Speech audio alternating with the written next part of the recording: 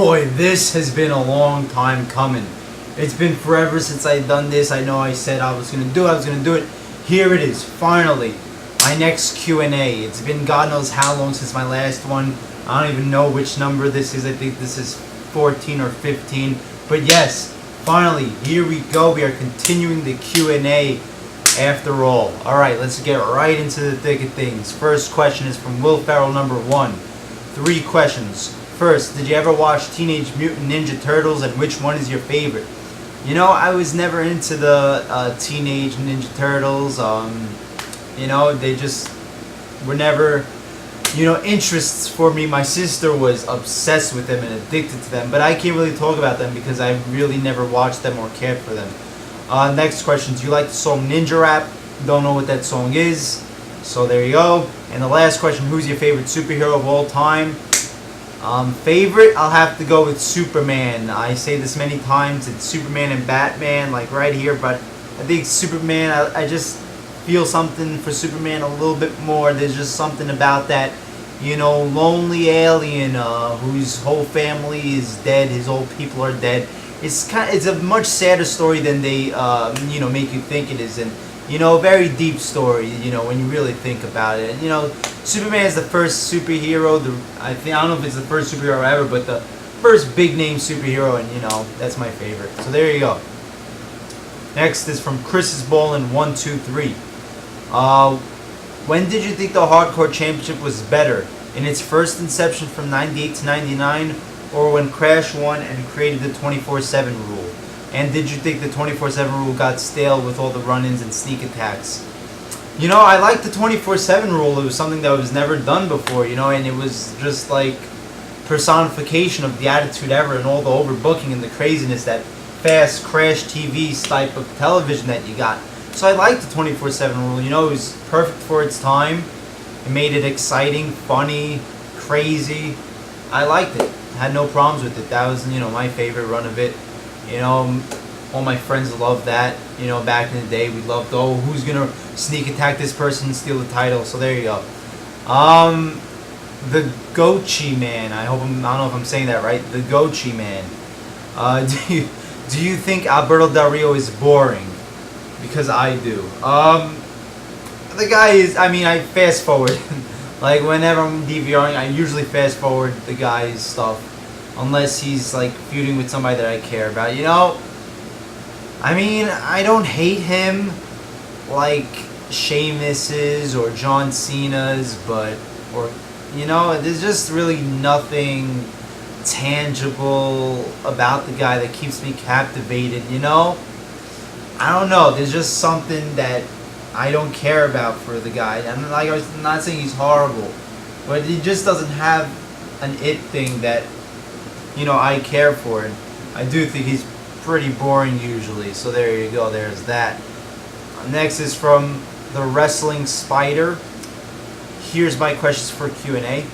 1. How hard is it to grow up and see more and more of the friends around you turn into swag fags and YOLO fuckers? Well, none of my friends turn into those things. I run with a tight-knit group.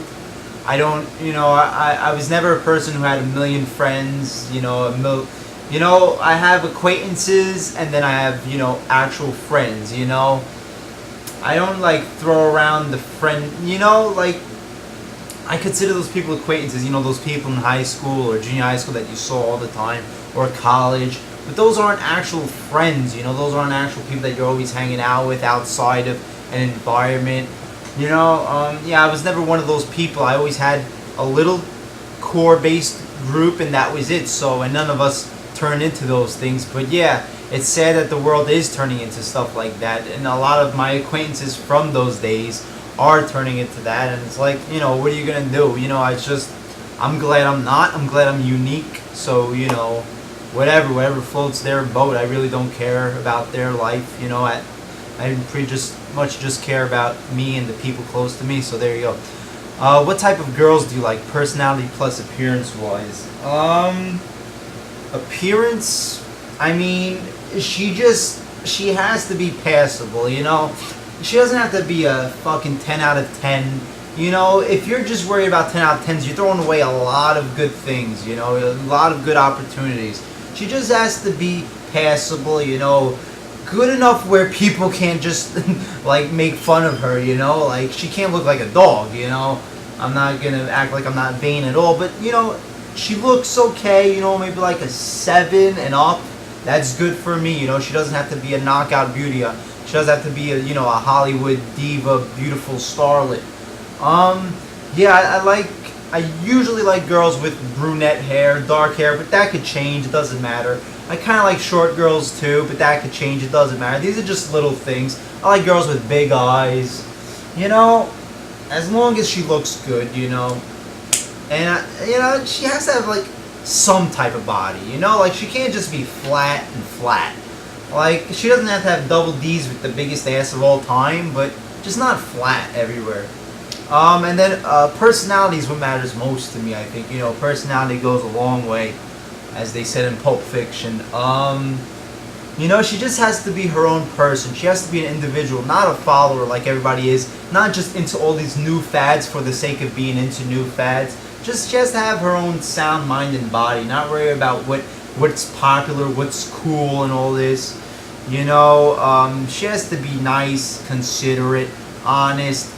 You know, I hate these girls that aren't honest. Like, you know, you'll be like talking to them and you know, they'll be like, oh yeah, I want to hang out with you and all this stuff, and then when the time comes, they flake out and they totally ditch you. You know, and that's like an epidemic going on right now with girls for some reason.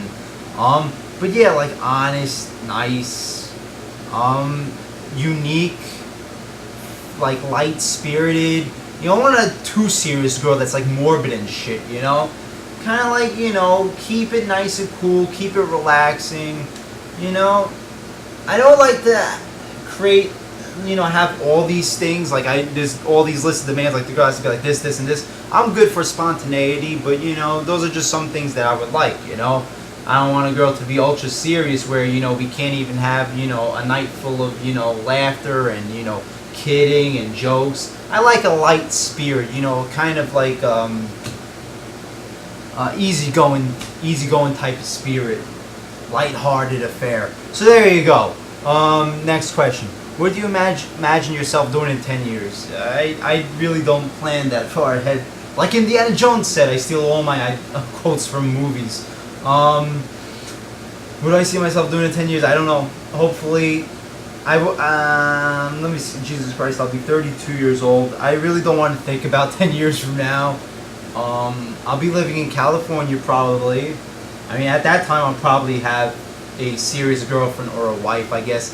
I don't know about a kid yet. I don't know. I'm gonna hold off the kid thing for a little while as much as I can. But, yeah, hopefully making a stable enough living where I don't have to, you know, just like, scrounge for money and shit, like claw for a stable existence. You know, we'll see what happens. And last question from Wrestling Spider. Looking through your Facebook link, through your YouTube, your fashion sense is really good. Thank you. What would you recommend as a summer look for a teenage guy that's looking for a more mature look? You know, it just matters what you're interested in, you know? Like, I have a huge interest in vintage clothing, so, you know, and that ranges from stuff from, like, the 40s, the 50s, the 60s, the 80s. Yeah, so, you know, at different days, I feel like a different decade. So, you know, I keep myself different, you know? I don't like to be stuck in the same style for too long. So, I mean, you know, I like to wear, you know, for the summer, I like to wear cut-off denim jackets. Those are pretty cool. Those are pretty, like, punk rock, badass. You know, maybe like a band shirt underneath it, or, you know, a black shirt, maybe even a wife beater underneath it. It's pretty cool. I like jeans that fit you, not too baggy, not skinny enough where they're, you know, your crotch is breathing for a breath of air. You know, just nice jeans that fit you. You know, and then you could, if you want to be classy, you put on a nice button-down, rolled-up sleeves with the tie and a nice pair of slacks, some shiny tuxedo shoes or some shit. You know, there's, you know, just, if you like my style, just, you know, look at like the stuff I wear. I'll even bring out my gold fucking Elvis jacket sometimes, you know. No problem. You know, just go brave, go big, go bold, go with whatever you want with, you know. Don't worry about if other people are going to think it looks silly, because if you could pull it off, you could pull it off, you know. Alright, so there you go. There's those questions. Next question is from, let's see. Yes, this is from Deka Manu. I don't know if I'm saying that right.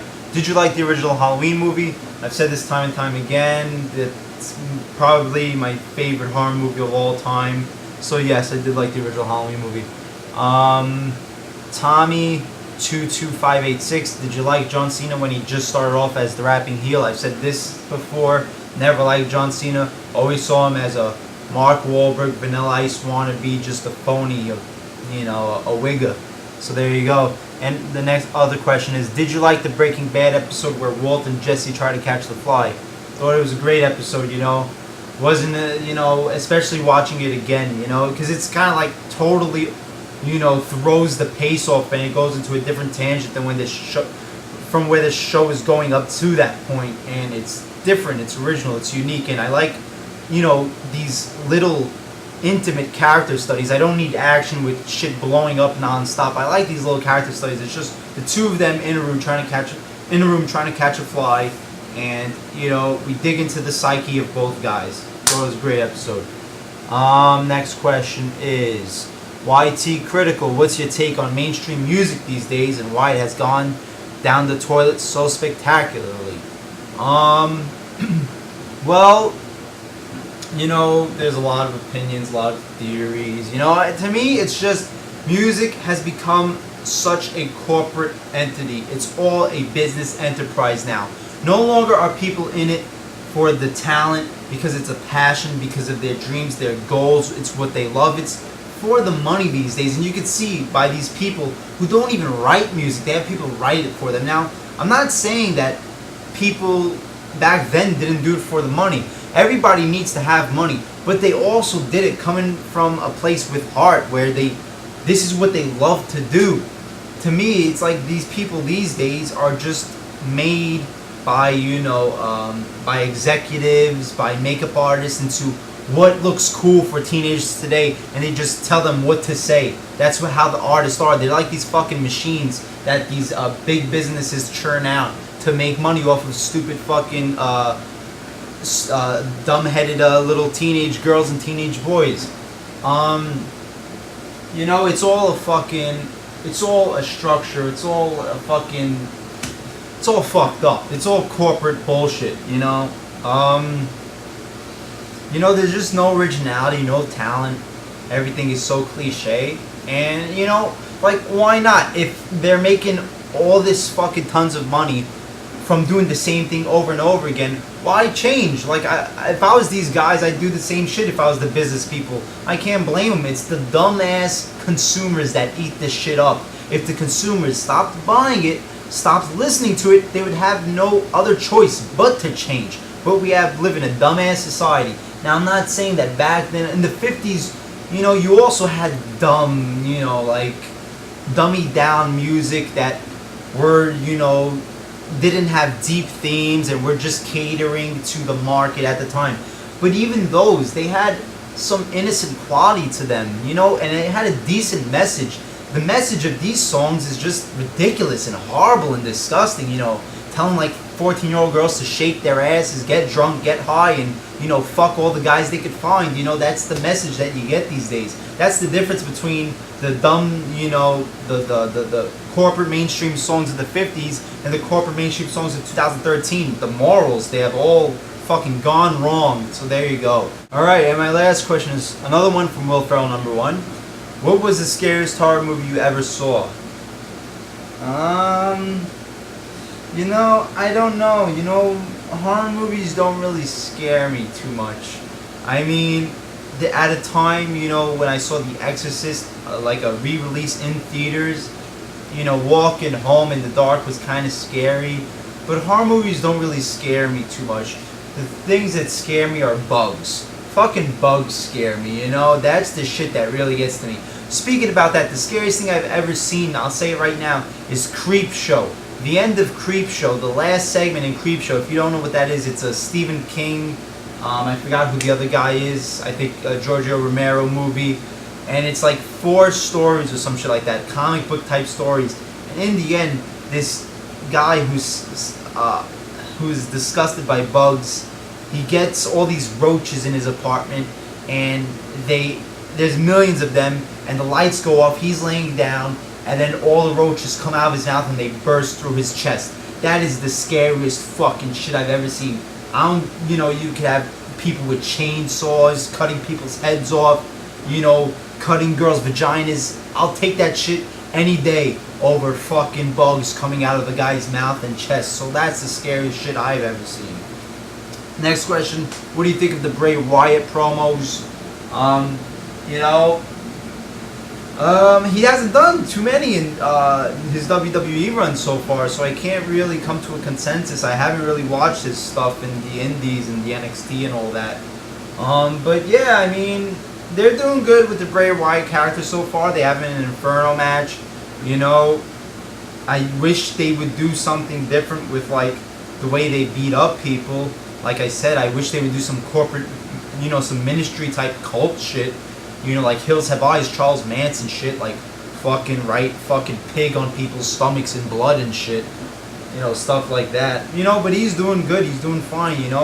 They've got a whole future ahead with him. So, and he's, not boring right now. I mean, it's good promos for the most part. It's all that, Cape Fear type stuff. So yeah. And the last question: did you ever like Jonathan Coachman? I never liked him. But, he wasn't a person I think that you were supposed to like. He's somebody that, you like to hate. He's one of those that you love to hate. So he played a good role. I didn't like the guy, but he played a good role. That's how it is. That's how usually shows are, You're not supposed to like the bad guys. You're supposed to like to see them get beat up and shit.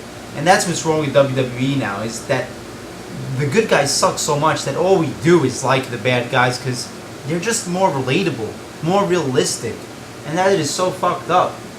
I remember back in the days of the Jonathan Coachmans, the Vince McMahons, we loved to see those motherfuckers get beat up because they performed their roles so good. And that's how everything is wrong today, because now I feel bad when the heels get beat up. Alright, so there you go. There's that Q&A.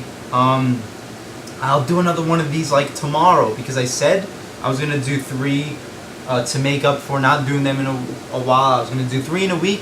3 in a week is what I'm going to do. So I'm probably going to do one tomorrow, the day after. We'll see.